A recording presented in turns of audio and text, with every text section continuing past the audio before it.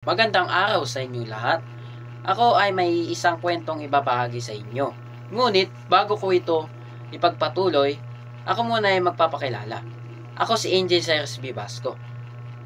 Ako ay lumaki sa payak na pamumuhay na kahit mahirap ang aking pamilya ay hindi pa rin sila sumusuko magtrabaho para lamang sa aming kinabukasan at sa pang-araw-araw na baon sa eskwela.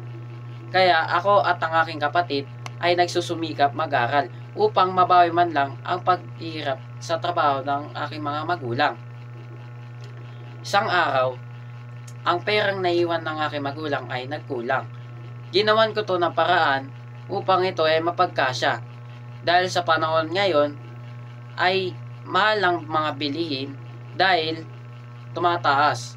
Kaya sapat lamang ang naibibigay sa amin upang may pangbaon namin sa eskwelahan. At sa bahay na lang kami kumakain ng marami. Hindi naging madali ang aking buhay. Kung minsan, nagtataka na lamang ako. Bakit ang iba ay mayaman na? Ang iba naman, katulad ko, ay mahirap. Dito ko napagpasyahan na mag-aral ng mabuti. At sa tulong ng aking magulang ay inudyukan ako mag-aral ng mabuti upang makahanap ako ng magandang trabaho nang may kakangat namin. Dahil dito ko na napagpasyahan na mag-aral ng mabuti. Ngunit hindi naging madali sa akin ang pag-aaral dahil minsan binubuli ako sa eskwelahan. Ngunit hindi ko ito pinansin at nagpatuloy lang ako sa pag-aaral. Sa tulong ng aking naging kaibigan at ang aking magulang na patuloy lang na sumusuporta sa aming magkakapatid, natagpuan ko rin ang lakas ng loob na harapin ang mga hamon sa aking buhay. Natutunan ko ang pagkabigo ay hindi na katapusan ng lahat. Ito ay isang oportunidad upang matuto at umunlad.